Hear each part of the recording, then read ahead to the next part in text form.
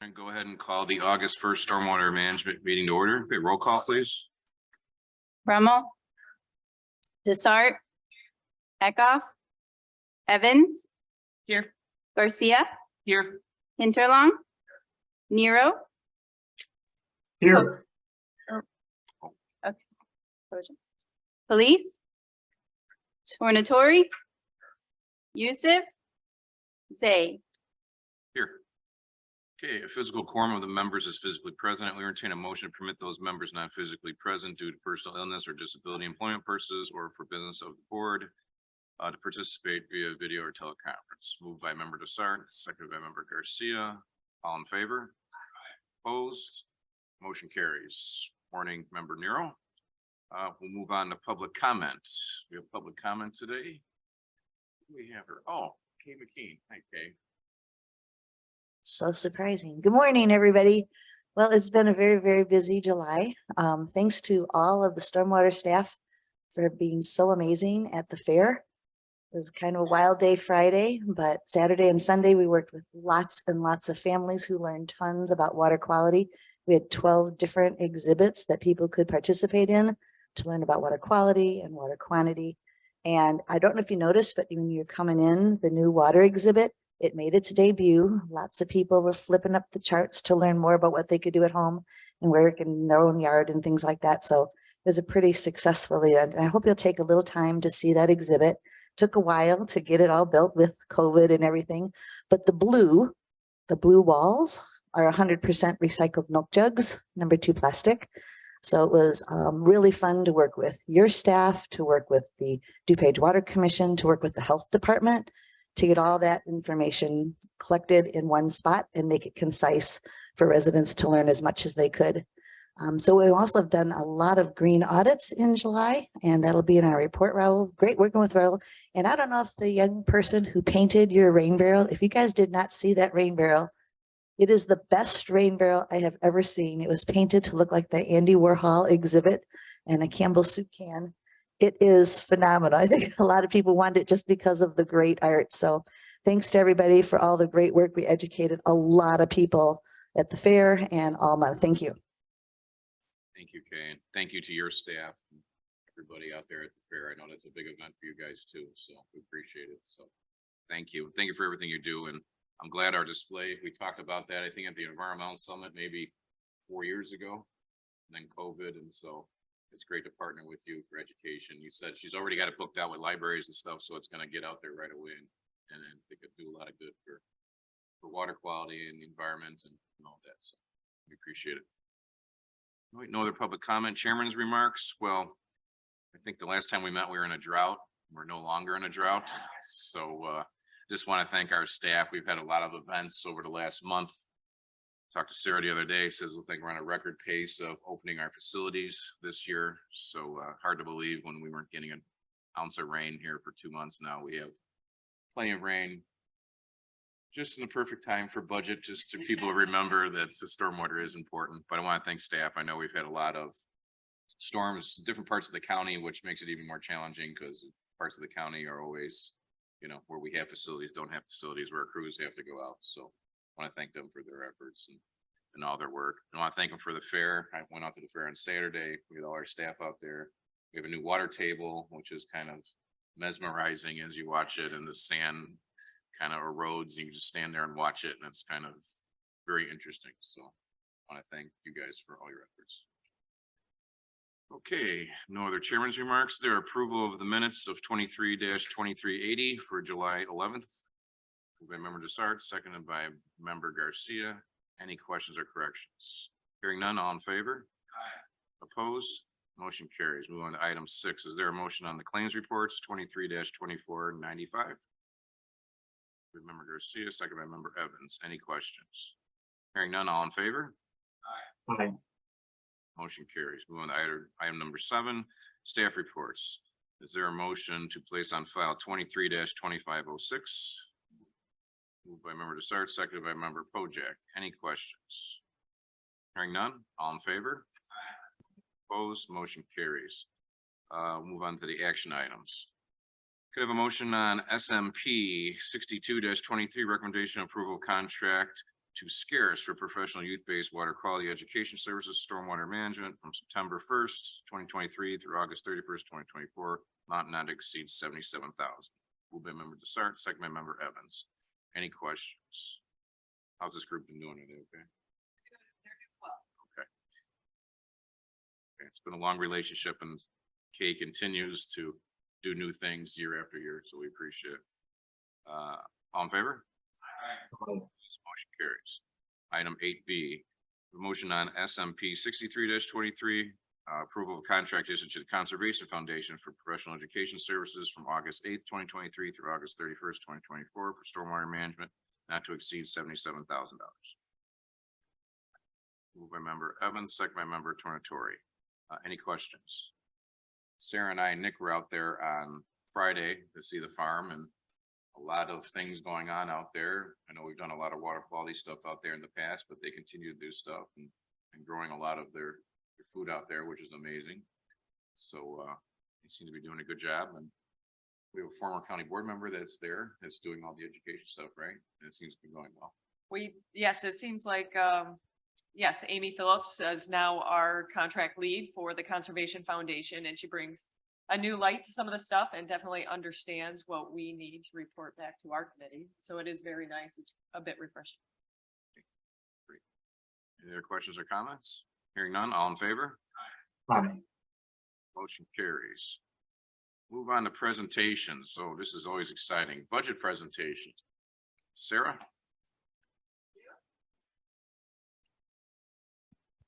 And thank you, Wendy, for reminding me last night that I did not send you my presentation yet. I have placed a copy of the presentation in front of everyone. I think I got everyone. And member Guston, if you'd like one, we can give you one.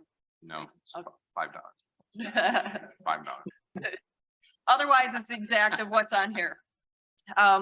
We did want to, as all the departments are doing, present our 2024 budget. What you will see today is very much in line with what was emailed to the committee at the end of June before submitting the final budget to the finance department.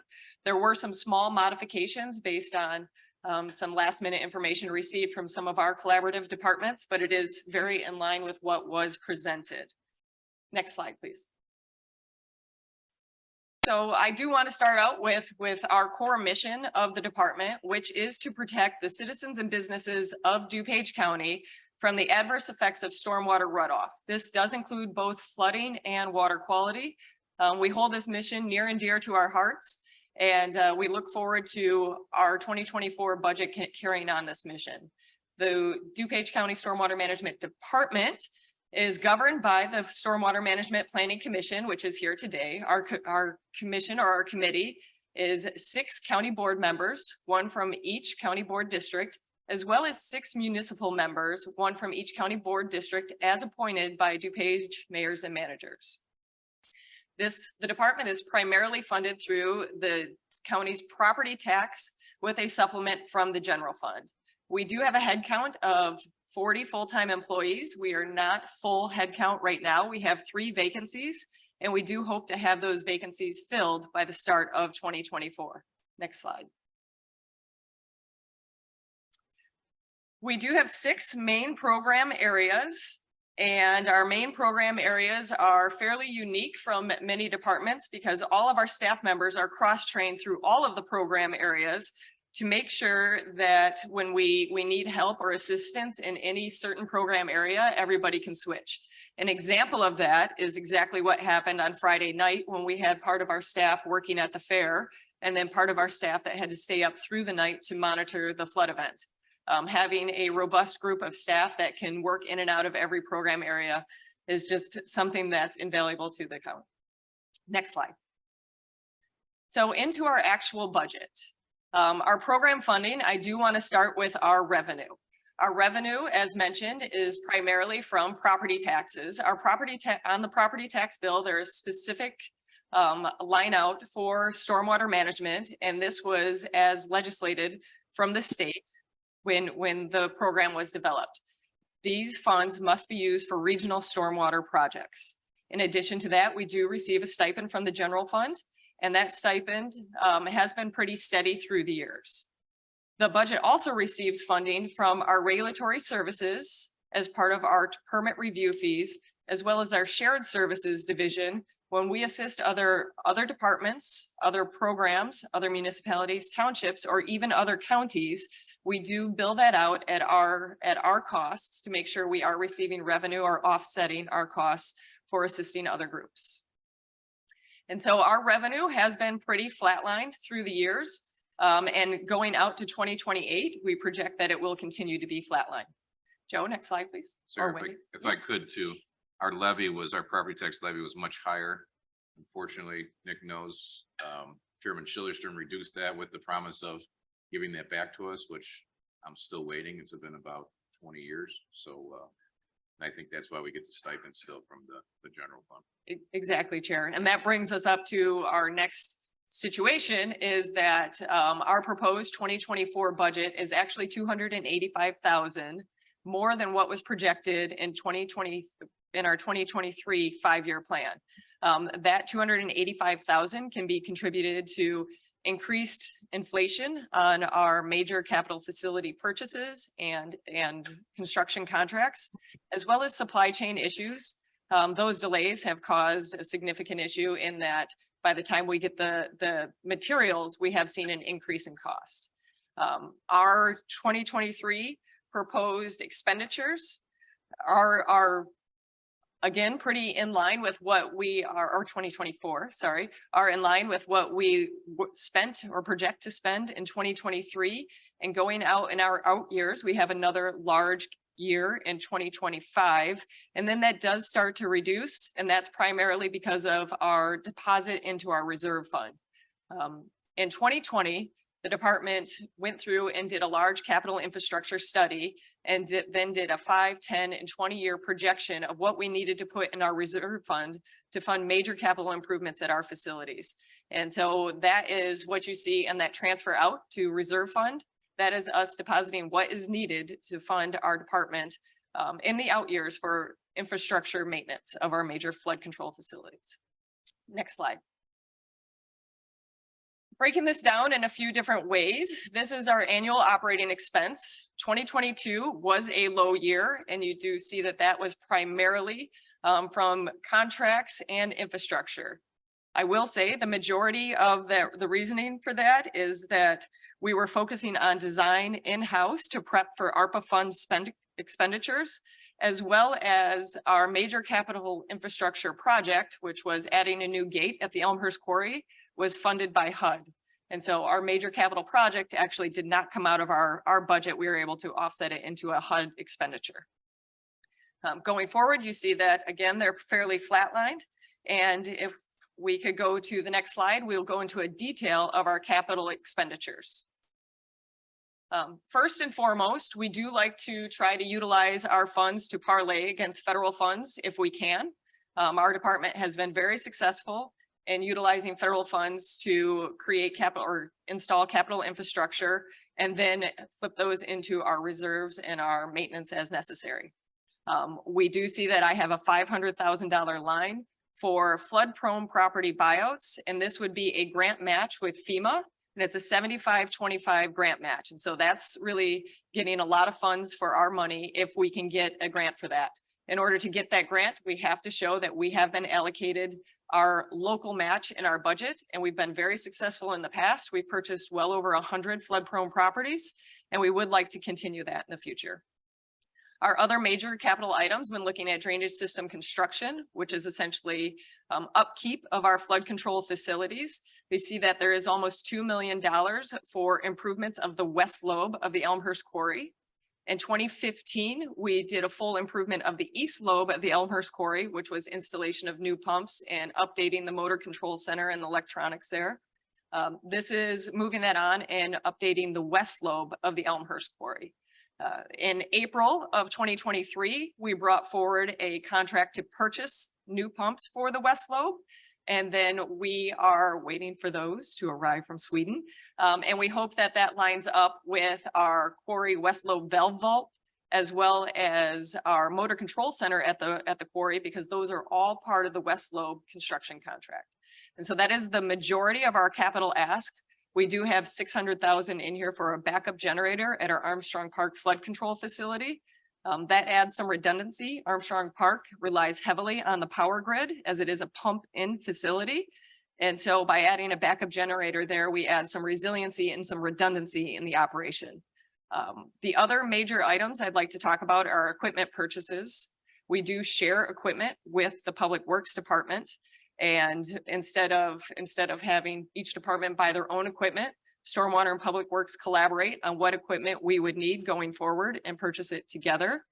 And we do need to purchase a new mower, and we would like to replace one of our turf mowers with a high mower so we can mow our prairies and native areas in-house rather than contracting that mowing out. And the final item is replacement of vehicles, and that is an item that comes from the Division of Transportation based on an assessment of our vehicles. We are actually already out those 2 vehicles and driving sheriff's old vehicles until we get the replacement. But we can make do until we hit that point of our budget. So those are our major capital items as outlined, and they are in line with our reserve study. Next slide. And looking at our budget in line with our 5-year plan, you would see that although we are up in our expenditures over our revenue for 2024 and 2025, we do level back out and then drop below our revenue to start seeing some savings again in 2026 and out. And finally, I did want to give next slide. I did want to give a quick ARPA update. This was part of a staff report in the last committee, but I did want to bring it up as part of our budget. We were allocated $22 million of ARPA funds. And so far we have 19.5 of that 2022 obligated, meaning we have contracts on the book for $19.5 million of those ARPA funds. We do anticipate to have 100% of those funds allocated by December of 2023. And so we have one more large project as well as a couple more change orders for municipal projects coming forward in future committees. And with that, we expect to see a full allocation of our funds. Of that, I do want to say that not everything shows when you guys receive your ARPA reports from the finance department, because we do only have less than $5 million expended. A major reason for that is that we ran into a threatened and endangered species issue. All of the capital departments did, as well as municipalities, in that tree clearing can only be completed between the months of November and March because of a northern long-eared bat that was found roosting in this area. And so we do have to work around that for our capital projects. So there has been a significant delay. We have actually 3 bids that have been awarded, hence our obligation, that we have not been able to move forward with because tree clearing is the first part of that project. And so that is the stormwater budget, very, very wrapped up. Knowing that we do have a committee behind us, but I did want to leave time for questions for anybody who may have questions on our annual budget as presented. On the ARPA too, because already that number there expended and budgeted. Member Krajewski is already asking if we're going to use that money. So keep your meat hooks off of our money. Yes, we are going to use our money through ARPA. Thank you, Chair. And I would actually say that if we were allocated more ARPA funds, we could do more. For example, the Armstrong Park backup generator to add resiliency at that facility, because it is part of a stormwater operation that may be able to be offset into an ARPA program.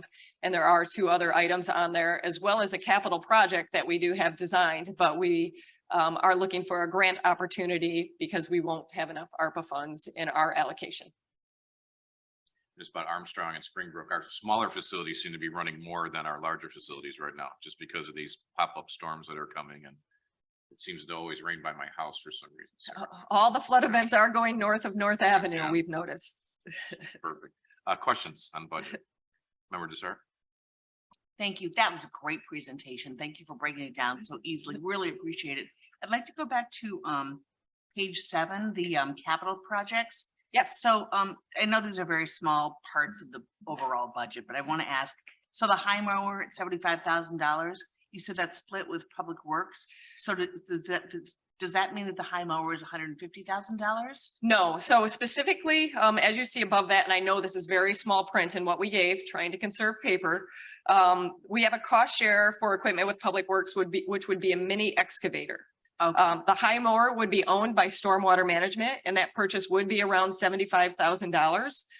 However, we would utilize that. We maintain the properties for Public Works, Stormwater, DOT, and facilities. And so if there are any prairies or native areas that needed that mowing, that high mower would be utilized. okay, so the mini excavator, is that really 90,000 or is it 180,000? It's more like 180,000 for the mini Okay, excavator. next question, the two vehicles that you need for 80,000. But you need them now, right? We have vehicles that we have shifted around and utilized. The Division of Transportation has done a full evaluation on expired sheriff's vehicles. They obviously are meant to drive 150 miles an hour and deal with a lot more than we do on our facility inspections. And so they have been found safe for our usage. However, they have reached the point of the sheriff's department of being swapped out of the sheriff's rotation. Because my question is regarding supply chain issues. Like if you need them now and they're in next year's budget, will you be able to get them in time that you need them? We do hope so. Director Snyder and the Division of Transportation has been very aggressive in trying to get all the vehicles we can. I will say selfishly, the county as a whole was only allocated so many of certain types of vehicles, and we did get the lion's share of those as part of our 2023 budget. And so they have been working very hard to make sure holes are filled where necessary. Okay, and my final question is about the buyouts, $500,000 for buyouts. Does Stormwater, do you have ideas in mind of properties that you want to buy out now? Number one. Number two, $500,000 doesn't seem like very much money for buyouts. I mean, if you had to buy, it could be 2 properties, you know, and it's Right, just. we have a list and then we usually leverage that money with FEMA or IEMA. Oh, so we gives get us- more money to help with the Right. buyouts? Yes, We recently submitted a pre-application for a grant. Okay. We had 6 properties, I believe, included on that pre-application. They are countywide. We do keep those kind of internal because we do not want to affect anyone's property value. However, if it was ever wanted to be discussed, we usually discuss it in an executive session. Gotcha. it's Okay, a thank you so much. voluntary buyout. Yes. Too. Gotcha. And on the cars too, we had 2 Ford Escapes that were supposed to come off the books last year. They rusted out and so DOT said, no, you can't drive these anymore. Yeah. So that's why we're doing the Blues Brothers right now and Yes. driving, you know, We did try to keep the roll cages in there in the inside and have the interns right in the back, but it didn't work out. thank you, Member Brummel. Microphone.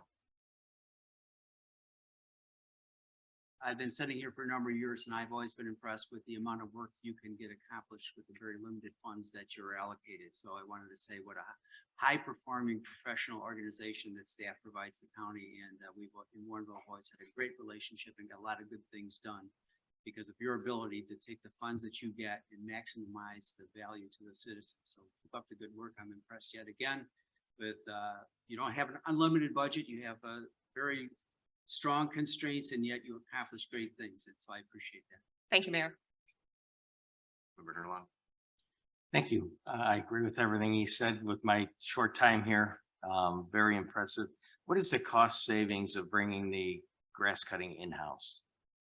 So there are 2 things about bringing the grass cutting in-house. More, we don't have to schedule it out with other groups. And then we can offload, we can offload that part of our contracts and do more native management with it. And so we actually project it'll be a wash in our 5-year plan of bringing it in-house, quite honestly. If we keep talking about cutting grass, somehow Sheila Rutledge is gonna show up, so. Any other questions? No, Member Pojek?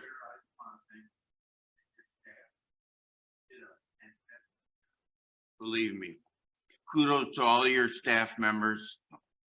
And your presentation was just, Thank you, Member Pojek. I got one more question. Sure.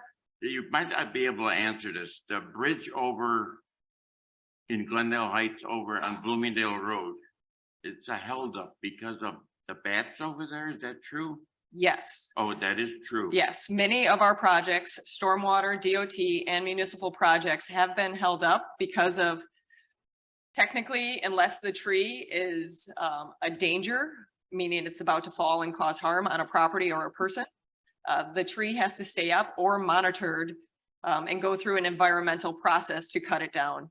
And so almost all of the programs are waiting until November to start falling trees for our construction season. All right, thank you. Yes? Any other questions?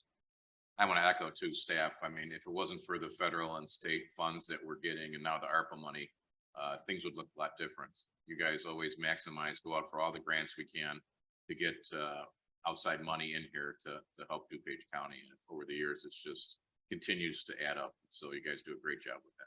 Thank you. And we have had strong support from the finance department. Their grants division has been great at helping us work our way through there, as well as the audits after the grant and working through the paperwork process of that. So we are grateful to that department as well. Thanks, Sarah. So only 285,000 over last year. So I'm thinking we should probably come back with a higher number for next month, since, you know, look at Nick, give me the look. Thank you, Sarah. Let's see, move on to discussion. Any other discussion on the budget? Nope, hearing none. Any old business? Any new business? Hearing none, is there a motion to adjourn? Moved by member Tornatori, second by member Hinalong, all in favor? We're adjourned. Thank you, everyone.